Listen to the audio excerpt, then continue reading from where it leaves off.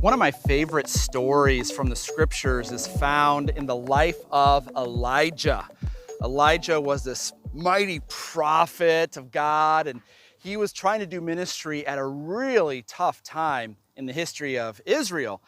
They were under this drought, no rain, nothing for 3 years. And in 1 Kings 18, Elijah is going to go head to head against the king. It's like Sunday, the Royal Rumble. They're going to meet at Mount Carmel. It's Elijah representing Yahweh. And then you've got hundreds of these prophets of Baal. And they're having this fire making contest. It's kind of like a weird episode of Survivor. So the prophets of Baal, they're first, and they make their fire pit, and they are trying to get fire to come down from heaven to prove that Baal is the one true God. And so they're like chanting, ooh, wah, wah, wah, ooh, wah, wah. And they're, skipping and crying out, and they're cutting themselves and yelling, bring fire down from heaven. Meanwhile, Elijah, he's over here watching, and he's going, really? Really? And I love his sense of humor. He's really sarcastic. He says, maybe you need to call out louder to your God Baal, because maybe he's on the potty. He can't hear ya. Well, eventually they all pass out from exhaustion. No fire falls from heaven. And now it's Elijah's turn. So he pulls up his big boy pants. Yeah. And he says, here's my fire pit. I'm going to call down fire from heaven. But just so you know that there's no trickery, there's no magic up my sleeves, he says to the crowd of people, bring water and douse this fire pit. And so some Israelites come and they pour water on there so that there's no trickery, no matchbook. And he says a second time, no, I don't think you heard me. A little louder for the people in the back. Bring me some water. And so some more people come, they pour out jugs of water, and then he clears his throat. One more time, for real, y'all, for real. I want to douse this puppy. Bring me some water. So a third time, people bring jugs of water. It's overflowing. This thing is soaked. It's drenched. It's a wet puppy. There's no way that fire is going to light up in this wet wood unless God shows up. And so then Elijah prays, and fire pours down from heaven. Flame on, y'all. It's Fantastic Four time. Yahweh has won. The prophets of Baal have lost. Everybody celebrates because the one true God has shown up in force. Now, many times when we tell the story of 1 Kings 18, we focus on the fire coming down from heaven. And we say, that's the miracle, supernatural fire. And yeah, that's true to a point. But I don't think that that's the true miracle that blew everyone away on Mount Carmel. Think about it. They have been living through 3 years of drought. All the people of Israel are assembled. What's the last thing you want to see if you are living through an excruciating drought? Fire, right?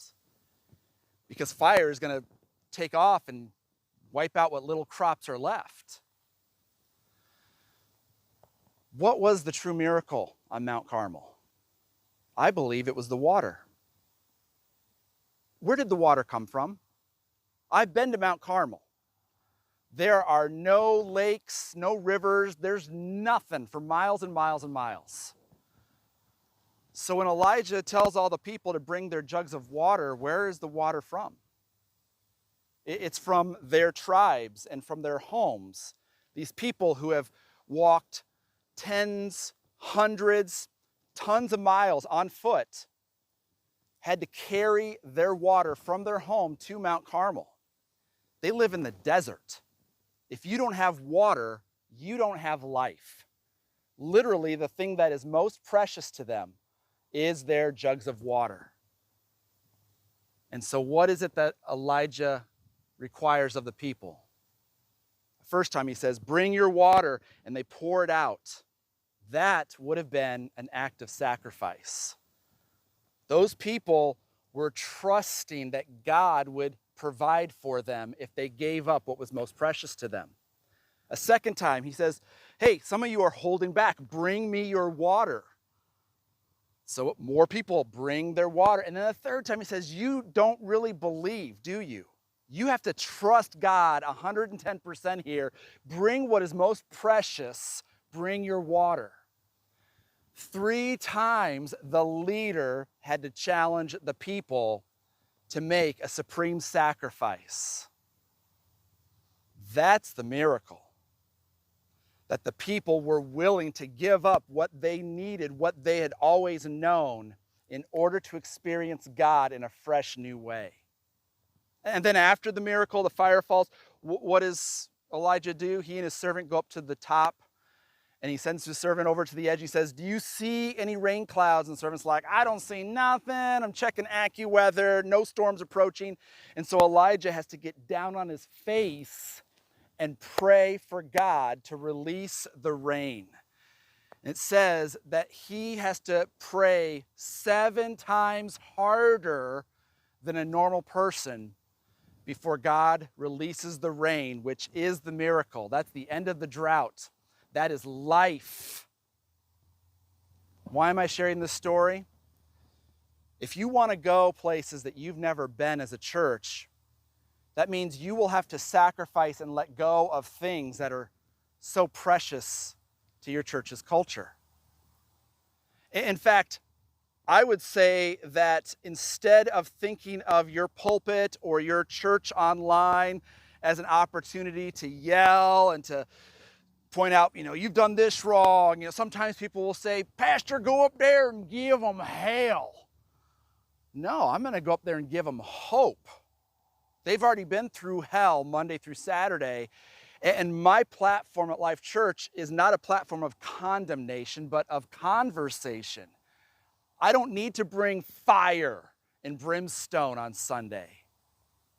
Friends, if you want to grow your church, you need to bring the cool, refreshing, living waters that bring up life. Don't speak harm over people, speak hope. The big takeaway, think humor over hammer. See, when you go to seminary, or cemetery as I call it, you're taught how to take God's word and to whack people over the head and make them feel bad and convicted and condemned and guilty. But that's religion. Jesus came to bring a relationship. And you can't start a conversation with someone if you're condemning them for the week that they've spent. Instead, you want to speak hope. You want refreshing water to come forth from your platform, so that when people walk out of your church or they walk off of your live stream online, we want them to feel refreshed, lifted up. We want people to understand that it is never too late to become who you might have been. It all starts with the lead pastor. You are the lead communicator. So whether you're standing up on a platform or you are using an online platform of Facebook Live, YouTube Live, what comes out of your heart through your mouth is going to either be humor that diffuses anxiety so people can lean into the gospel, or it's going to be a hammer that's whack-a-mole and you're going to see people tune out. Listen, I know that your heart is for people. Otherwise, you would not have invested in this video series. So speak to people's hurts by bringing the medicine of hope. If you want to reach millennials and Gen Z Zoomers, you need to start thinking funny, because laughter is universal. If you are truly going to engage with someone who's far from God, then don't take yourself so seriously. Lean toward people who are far from God, not away. You want to bridge the gulf. You want to demolish every hurdle between someone far from God and the heart of God.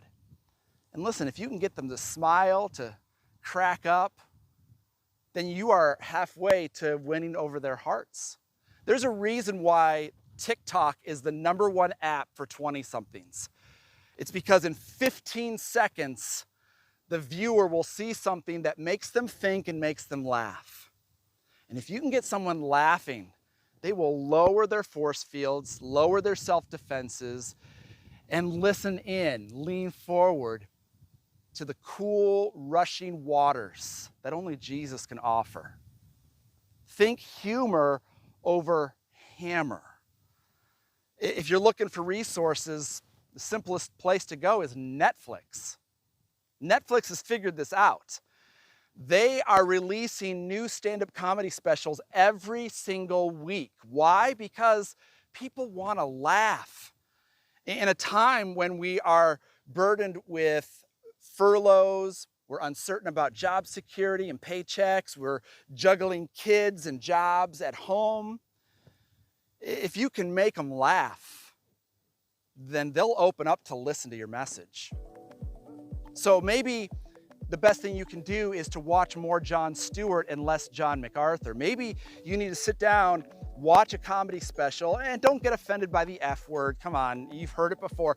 And then go back and re-watch that same comedian and take notes on how they build bridges of trust with the audience. Watch how they use stories from their own life to get across a message, because the best storyteller of all was Jesus.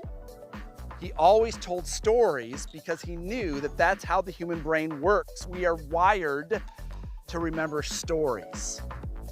Maybe put aside your exegetical preaching for a while and go old school like Jesus and Paul.